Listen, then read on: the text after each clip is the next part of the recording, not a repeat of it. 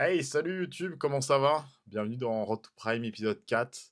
Aujourd'hui, on va revenir sur la quatrième partie du Road to Prime. Ça fait un mois que j'ai pas tourné de vidéo. C'est un peu un épisode un peu transitoire où ce mois-ci, en fait, n'a pas été franchement des meilleurs. Je vais du coup vous expliquer en fait ce qui s'est passé. Avec ça, je vais aussi vous expliquer aussi pourquoi j'étais parti du mois de août au mois de décembre, en vous expliquant un peu vaguement ce qui s'est passé sans rentrer forcément dans certains détails. Et voilà, donc avant toute chose, n'hésitez pas à vous abonner, à lâcher un petit like. Merci pour vos retours, hein, ça fait plaisir. On est maintenant 70, donc pour bientôt les 1 an de la chaîne. Moi, je fais ça avant tout pour moi, je fais ça pour me faire plaisir et si je peux transmettre des choses à une ou deux personnes, j'en suis le plus heureux. Que j'ai une communauté justement de 50, 60 personnes ou que j'aurai plus tard peut-être 10, 20 000 personnes, et ben, je resterai toujours pareil. Et voilà. Donc, avant de commencer, comme je vous ai dit, euh, lâchez un petit like, abonnez-vous parce que c'est que comme ça qu'en fait on pourra grossir petit à petit. Là, petit changement de décor. Je suis dans la chambre de mon petit frère. Il a acheté un micro, donc voilà, ça me permet d'avoir cette ambiance-là. J'ai pas de light en fait pour me filmer, donc là j'ai mon iPhone qui est sur le côté pour la lumière du côté, et j'ai une petite lampe juste derrière la caméra pour, euh, pour de face. Donc voilà. Avant toute chose, aussi, je commence sur, un nouveau style de montage vidéo. À l'époque, j'étais sur CapCut sur mon téléphone. Maintenant, j'ai, un ordinateur portable et donc du coup, je suis sur DaVinci, Resolve. Je suis en train de tester, donc c'est pour ça que le montage, ça se trouve, va être complètement différent des autres. Je suis en train d'apprendre petit à petit, donc je suis en train de gagner des skills dessus. C'est vrai que ce logiciel de montage-là et surtout sur PC, c'est autre chose qu'être avec ses doigts sur son téléphone portable. Donc voilà, comme ça, j'ai testé ça. N'hésite pas à prendre une bouteille d'eau, n'hésite pas à manger aussi, parce que la vidéo va durer entre, je pense, 25 et 30 minutes, le temps que je vous explique un peu de tout. Et, euh, et voilà, donc pose-toi tranquillement. T'inquiète pas, il y aura des petits plans aussi de mes entraînements. Et à la fin, il y aura un physique update pour te montrer le physique que j'ai eu au bout de ce deuxième mois. Donc bon, avant toute chose déjà, pour être le plus franc possible avec vous, ce mois a été très moyen en termes de physique parce que je me suis pas entraîné comme j'aurais voulu. Euh, d'une part aussi parce que j'ai eu de la fatigue mentale au sujet de mon travail, et d'une autre part, j'ai un peu retrouvé mes petits soucis au niveau de la bouffe, à bouffer un peu tout et n'importe quoi. Donc en soi, j'ai pris du poids. Je vous mets juste là en fait le lean body qui se trouve ici avec les détails de ces changements. Donc j'ai pris du poids, je suis remonté à 93,9 kg alors que j'étais quasi à 92 kg. Mais par contre, du coup, j'ai gagné en masse musculaire et j'ai perdu en body fat, chose qui est vraiment bien. Donc en soi, j'ai pris du poids, mais je suis resté assez correct sur mon, mon body en fait, et ma reconstruction, je crois que c'est comme ça qu'on le dit, reconstitution euh, du corps. Et voilà, donc bon, mine de rien, il y a du positif sur du négatif, donc on le prend. Comme je vous ai dit, le mois était un peu compliqué. Je me suis un peu mis dans la bouffe, tout simplement parce que le mois était stressant au niveau personnel, au niveau du travail. Ça a été un mois assez complexe, et ça depuis allez, on va dire début janvier. Mais les choses sont en train d'aller de l'avant. Quoi qu'il arrive, quand il y a toujours des coups de mou, il faut toujours aller de l'avant et toujours avancer, c'est le principal. Alors, on va rentrer dans le détail de pourquoi j'ai été absent à partir du mois d'août. Jusqu'après, j'ai rechangé ma DA et j'ai rechangé un peu toute ma structure de chaîne YouTube à partir de décembre quand je suis revenu avec des montages sur un peu la dépression et sur la violence et sur la solitude. Donc il faut savoir que ces montages-là, en fait, c'est parce que j'avais du mal en fait à vouloir parler devant une caméra, et j'avais un peu de mal en fait à communiquer avec toi qui regarde cette vidéo-là, parce qu'à ce moment-là, en fait, j'étais issu dans un burn-out en fait très compliqué. J'en ai parlé un peu sur ma vidéo explicative sur sur la vidéo dépression et sur la vidéo violence, que j'étais sous antidépresseur à ce moment-là, de cette période-là. Hem, à partir, en fait, du mois d'août, j'ai eu un peu de soucis au niveau du travail, les conditions de travail n'ont pas été forcément les meilleures et j'avais un souci aussi au niveau contractuel qui a fait qu'en fait, ça a créé pas mal de blocages, en fait, au fur et à mesure et ce qui a fait, en fait, qu'au fur et à mesure, en fait, que ces choses-là n'avançaient pas, je me suis retrouvé, en fait, en burn-out. Ça prévient pas. Donc pour toutes les personnes qui sont en burn-out à l'heure actuelle, je vous souhaite bien de toute ma sympathie et je vous souhaite d'aller beaucoup mieux parce que c'est quelque chose qui ne prévient pas. C'est quelque chose où on n'est vraiment pas prêt.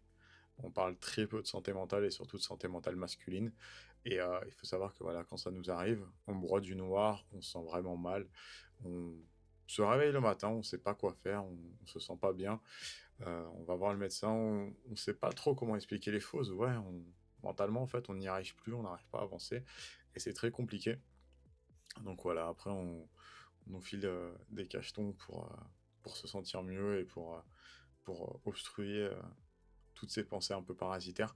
Parce qu'il faut savoir que quand tu rentres dans une phase de burn-out, en fait, c'est que tu as tu énormément de choses dans ta tête, tu pas de ruminer les choses négatives et en fait, tu viens en fait à limite faire une rupture d'anévrisme, hein, combien de fois là ça m'était arrivé, au mois d'août de réfléchir tout le temps à ma situation en fait, de ce qui se passait et d'avoir la sensation en fait d'avoir le nez, qui commence à saigner et la gorge, qui saigne en fait et c'est tout simplement parce qu'en fait mon cerveau fait une saturation de tout ça et je me mets en survigilance, chose qui est mauvais. Donc voilà, sur le mois de août, j'ai attendu, en fait, c'est pas au mois d'août. Au mois d'août, j'ai arrêté les vidéos, mais c'est au mois de septembre que je m'étais mis en burn-out au niveau du travail. Mais il faut savoir que voilà, au mois d'août, je faisais plus de vidéos YouTube parce que j'avais pas de motivation à vouloir continuer, sortir, ma caméra et filmer parce que j'étais dans une phase où c'était compliqué. Ça allait se voir sur les vidéos, en fait. Donc c'est pour ça, j'avais, aucune idée créative, rien du tout. Je j'arrivais pas à vouloir proposer du contenu. Donc c'est pour ça un peu que je me suis enfermé un peu sur moi-même. Il faut savoir qu'à ce moment-là aussi, j'ai pris, en fait, j'avais tourné une vidéo sur le football américain, sur mon parcours au football américain, avec, l'idée en tête que j'allais reprendre le football américain et que j'allais faire cette saison à l'heure actuelle.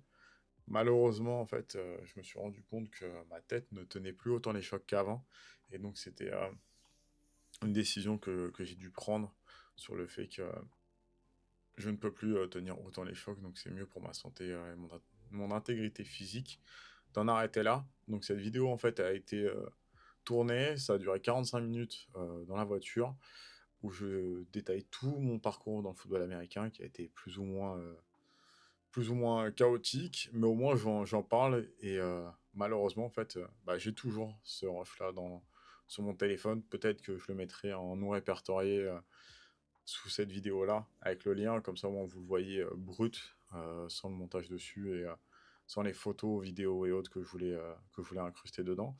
Mais il a été fait et au moment où je voulais commencer à monter cette vidéo-là, c'est là où je me suis rendu compte, en fait, que ma tête ne tenait plus les chocs et donc du coup, bah, j'ai pris la décision d'arrêter le football américain. C'était une décision qui était un peu plus compliquée, surtout que j'étais en phase, au niveau, professionnel, hem, encore plus compliqué du coup et donc ces 2 choses-là, coup sur coup, avec le fait que, ben, que je devais toujours, essayer de tenir, fait qu'au bout d'un moment, en fait, j'ai craqué, mon corps a lâché, ma tête a lâché et je broyais du noir. C'est-à-dire que j'avais des idées, sans rentrer dans les détails, je pense que vous m'avez compris, j'avais des idées, pas forcément jolies envers ma personne et donc à partir de ce moment-là, en fait, c'est des choses où je en discutais avec personne, vu que je suis une personne qui est très pudique envers ma famille. Personne n'était au courant de ce qui se passait et d'un coup, du jour au lendemain, en fait, j'ai craqué, j'ai fondu, et j'ai dû, tout lâcher. C'est des choses qui sont pas simples quand t'as pas l'habitude, en fait, d'en parler, ouvertement devant les gens, mais c'est une chose qui est nécessaire finalement au bout d'un moment. Donc voilà, j'ai eu cette phase-là où, après donc du coup à fin septembre, en fait, je me suis mis en arrêt. J'ai été, prescrit des antidépresseurs pour, le jour et pour la nuit. C'est une chose au tout début qui paraît un peu bizarre vu qu'on te dit antidépresseur. J'ai demandé le plus bas possible, donc c'était du 5 milligrammes que je prenais. Hem, Comment ça s'est passé mon déroulement? C'est que mon cerveau, en fait, arrêtait pas de penser à toutes ces choses négatives qui se passaient, toutes ces idées noires, qui étaient très mauvais et d'un coup, je prends le cachet, en fait. C'est comme si que on me met un panneau devant mon cerveau et mes idées et en fait, j'avais plus rien, en fait, qui se ruminait dans ma tête. Donc voilà, j'avais des crises d'anxiété aussi quand je sortais dehors, quand je prenais le métro sur Marseille, parce que je faisais des crises d'angoisse quand j'étais avec la foule ou autre. Et en prenant ces cachetons-là, j'avais plus aucune angoisse, j'avais l'impression d'être stone, j'avais l'impression de vivre comme ça, que tout se passait bien. Et, euh, et voilà, au tout début, tu es là en train de te dire, ouais, c'est bizarre, parce que de base, je suis quelqu'un d'angoissé, quelqu'un qui est pas forcément bien. Comment ça se fait que ce petit cacheton que tu prends te donne ça? Donc au tout début, ça fait un peu peur. Et au fur et à mesure, en fait, tu apprends à vivre comme il faut. Euh, Au tout début, je voulais reprendre mi-octobre, début novembre, le travail. Sauf que 2 jours avant de reprendre le travail, en fait, j'avais des crises d'angoisse, des moments un peu de palpitation ou autre au niveau du cœur. Donc du coup, bah, je suis parti revoir le médecin qui me reprolongeait en fait juste à temps que je me sentais bien, entre guillemets. Donc c'est pour ça qu'après, ben, j'ai repris début décembre. Début décembre. Euh, j'ai repris aussi les vidéos YouTube parce que en fait, j'avais ce besoin et cette sensation de vouloir recréer des choses. YouTube, monter des vidéos, parler à une caméra est un exutoire. Ça me permet de me sentir bien, ça me permet de montrer aussi ce que j'aime, ça me permet aussi de parler de mon expérience. C'est-à-dire que pas tout le monde pourrait vivre ce que j'ai vécu ou travers ce que j'ai vécu, mais si tu es en train de traverser ce moment-là et que ça te parle, ce que je suis en train de te dire, et que je peux t'aider à travers cette vidéo-là, ben, en fait, j'aurais gagné ce que je veux sur YouTube, c'est-à-dire transmettre des choses. Je sais qu'il y en a pas mal de personnes qui ont aimé la vidéo un peu sur l'anxiété sociale. Ça parlait à des personnes qui n'osaient pas discuter de tout ça, que ce soit envers sa famille, envers ses amis ou autres. Parce que on est des mecs et les mecs, en fait, sur tout ce qui est un peu, problème personnel, mental, on n'en parle pas parce qu'on doit, dans une société comme celle-ci, de se montrer fort. Mais oui, il y a des moments de crash, des moments un peu plus compliqués, des moments un peu qui n'est pas forcément simple. Et là, normalement, je suis en train de vous incruster autour de cette vidéo-là, mon entraînement de jambes que j'ai fait au fitness park de Marseille-Saint-Loup. Et aussi mon entraînement de dos que j'ai fait aussi au fitness park d'Aix-en-Provence, qui est de très belles salles. Saint-Loup est une salle assez petite, mais il y a ce qu'il faut. Et le fitness park d'Aix-en-Provence est très très bien. Donc voilà. Pour revenir sur un peu le burn-out, donc voilà, en fait, on se retrouve sur des phases un peu compliquées. On ne sait plus trop ce qu'on veut faire, on ne sait plus trop si on a envie de retravailler, on ne sait plus trop comment on va retravailler dans tout ça. Surtout qu'on prend des cachets, on se dit maintenant bah, c'est quasi indispensable de les prendre pour se sentir bien. Et moi j'ai fait l'erreur de les arrêter du jour au lendemain parce que je me suis dit allez j'ai envie d'arrêter. Et c'est une mauvaise chose parce que il faut le faire progressivement, il faut le faire avec l'accord du médecin. Et j'ai pas pris cet accord du médecin, j'ai repris le travail sans l'accord du médecin, qui a fait que au fur et à mesure, au tout début, tout se passait bien. Je me suis dit vas-y, je suis un battant, tout va aller mieux ou autre. Et tu en fait fin février à replonger malheureusement dedans. Donc là, je suis reparti dans une phase un peu de down où j'ai fait justement un arrêt de travail justement pour me sentir mieux.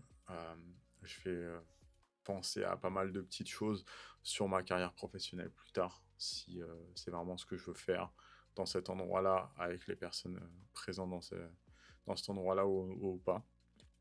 Donc voilà, là je parle que de mon expérience personnelle, mais si tu traverses ça aussi, euh, un arrêt de travail n'est pas pour faire chier tes collègues ou autres, c'est surtout pour un moment pour toi, savoir à un moment donné quand ça va pas du tout et te recentrer sur toi-même, faire des choses qui te plaisent. Là, j'ai l'habitude de moi me lever à 5h30 du matin pour travailler à 6h30. Donc là, ben, c'est pas des vacances. Je me lève tôt le matin, je pars faire du sport, je pars bouger dans ma journée. essayer de me libérer l'esprit au maximum, se sentir au mieux. Parce que si tu es en burn-out, si tu es dans une phase compliquée et que tu restes enfermé chez toi à broyer du noir, tu n'arriveras pas à avancer malheureusement. Donc voilà, essaye de aussi t'entourer de personnes. Je sais que ça peut faire chier les personnes autour de toi de toujours parler de choses un peu néfastes ou autres, mais crois-moi, tu as des gens qui sont là pour toi et qui seront prêts à t'écouter et à t'aider à aller de l'avant. Donc c'est important aussi. C'est une des choses que j'avais pas fait au tout début et ce qui m'a causé le premier burn-out. Euh, Parce que j'en parlais pas, j'ai passé le temps après à en discuter, à en parler, euh, quitte à malheureusement faire chier mon entourage, mais j'estimais que j'en avais besoin. Et, euh, et voilà, ces personnes-là ont été présents pour moi et je les remercierai jamais assez pour tout ça. C'est un sujet qu'on essaye de minimiser, c'est-à-dire que les personnes autour de toi peuvent pas comprendre si tu ne traverses pas un burn-out, et que ces personnes qui ont traversé ça, qui peuvent comprendre à quel point ça peut être compliqué. Euh, Au travail, quoi qu'il arrive, ils vont essayer de minimiser ces choses-là parce que pour eux, c'est pas de leur faute, sauf que si certaines conditions de travail sont dues aussi à ces choses-là. Donc voilà, il faut toujours que tu restes fort. Ce que tu traverses n'est pas forcément quelque chose de simple, mais c'est quelque chose aussi qui va t'apprendre beaucoup plus sur toi-même. J'ai appris beaucoup plus sur moi-même là au cours depuis début septembre jusqu'à maintenant que sur les 29 autres dernières années de ma vie. Donc c'est pour ça. Quoi qu'il arrive, il y a toujours du positif dans du négatif. Il faut juste savoir maintenant après aussi aller de l'avant. Chose que je n'ai pas fait aussi plus tôt, mais il y a des professionnels qui sont faits pour ça, que ce soit des psychologues, des psychiatres, que ce soit aussi ton médecin généraliste, ou si c'est des soucis au niveau de ton activité professionnelle, tu as des médecins du travail aussi qui sont faits pour ça aussi, pour que tu en discutes avec, tu parles avec eux, qui te filent un traitement et qui te disent un peu comment pouvoir te réparer. Et après, de toi-même, il n'y a que toi-même qui puisse un peu bouger dans tout ça. Donc c'est un retour prime un peu introspection personnelle pour parler de choses qui n'est pas forcément beaucoup témoigné dans cette sphère un peu musculation, sport, virilité et autres. Mais c'est des choses qui sont importantes aussi à comprendre. Ça peut, comme je t'ai dit, arriver à tout le monde, hein. Ça peut arriver aussi à toi. Ça se trouve, tu fais 130 kilos sec. Tu te dis jamais ça va t'arriver. Quoique 130 kilos sec, ça va dire que tu prendrais potentiellement des produits et donc du coup tu serais beaucoup plus à fleur de peau et mentalement ça serait compliqué. Mais comme ça peut arriver aussi à personne lambda de 50, 70 kilos, 80 kilos qui fait de la marche à pied une fois par semaine, quoi. Donc voilà. La chose à retenir dans tout ça, c'est que oui, un burn-out, ça peut être compliqué, ça peut être mal perçu au tout début, tu peux même pas trop forcément comprendre les choses, mais référence-toi et réfère-toi surtout à des personnes professionnelles, entoure-toi de tes proches, des bonnes personnes, des gens qui sont là pour toi et qui te veulent du bien, bien avant tout. Euh, Si tu dois prendre des médicaments ou autres, prends-en, mais par contre, essaye de quand même faire attention de ne pas que ça soit trop indispensable, parce que si tu es obligé de les prendre pour te sentir bien dans ta vie, c'est qu'à un moment donné, euh, il y a un travail personnel envers toi-même auprès d'un psychologue ou d'un psychiatre à voir. C'est-à-dire que c'est un outil d'utilisation pour te sentir mieux, mais il ne faut pas que ça soit la chose qui te fait sentir mieux, parce que ça peut être très néfaste si tu rentres trop dans cette addiction-là des antidépresseurs. Et voilà, pour le reste, après, ben, c'est toi et toi seul, en fait, qui pourra t'avancer, te guider et t'aider. Donc voilà, beaucoup de choses à toi. Ne reste pas enfermé chez toi à ne rien faire, à ruminer. Fais des choses qui te plaisent. C'est-à-dire que si demain c'est du tricot qui te plaît, fais du tricot. Si c'est faire 4 heures de sport par jour, fais-le. Si c'est te balader tous les soirs au bord de mer, fais-le. Si c'est jouer à Pokémon Go, si c'est jouer à l'ordinateur pendant des heures, fais-le, mais recentre-toi sur toi-même. Oui, d'un point de vue financier, le fait d'être en arrêt de travail va être compliqué pour toi, parce qu'on ne touche pas 100% de notre salaire, mais on touche quand même une partie, quoi qu'il arrive, pour avoir un minimum de sûreté et de sécurité. Mais voilà, il ne faut pas que ça non plus ça influe, parce que j'ai repris très vite le travail la première fois, parce que j'avais une baisse de revenus, et parce que j'avais besoin de revenus. Sauf qu'en fait, en y replongeant un peu trop, ça te rechute finalement. Donc voilà, prends ce temps, pour toi. Et c'est sur Road to Prime, là, je vais te montrer mon physique update que tu te rends compte que malheureusement, ce mois-ci n'a pas été forcément ouf. Pour l'épisode 5, l'épisode 6 et autres, là, je repars de plus belle. Comme j'ai dit, le but, c'est de descendre autour des 86-87 kilos, peut-être autour des 13-14% de body fat. Je suis à 22-23%, donc ça va se faire progressivement. Là, je remets un peu tout ce qu'il faut pour me sentir mieux, pour avancer et pour vous filer le meilleur des contenus. En tout cas, je vous remercie d'avoir suivi la chaîne.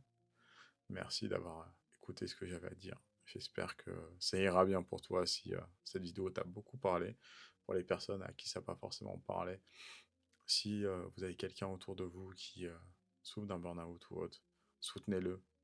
Ne le pointez pas du doigt. Ne pensez pas qu'il est faible. C'est juste qu'à un moment donné, il a juste craqué alors qu'il tenait beaucoup depuis un bon moment. Donc voilà, soyez proches les uns des autres. Donnez, soyez présents pour vos proches, pour vos amis, pour la famille, pour n'importe qui, même une personne dans la rue. J'en profite parce qu'on est sur le mois du carême, sur les 40 jours de carême aussi, pour vous dire, et même pendant le ramadan aussi, pour ne pas penser à vous aussi, pensez aussi aux autres, pensez aux gens qui n'ont pas aussi la chance d'avoir un toit sur leur tête, de d'avoir le frigo rempli ou autre. Pensez à regarder un peu à droite, à gauche, ne soyez pas trop individualiste. Pensez aussi à faire du bien autour de vous et les gens vous le rendront. Et quoi qu'il arrive, si vous donnez du bon, vous aurez du bon. Et malheureusement, si vous faites du négatif, vous aurez du négatif. Sur ce, merci beaucoup. À la prochaine. Et je te laisse avec mon physique update. Ciao.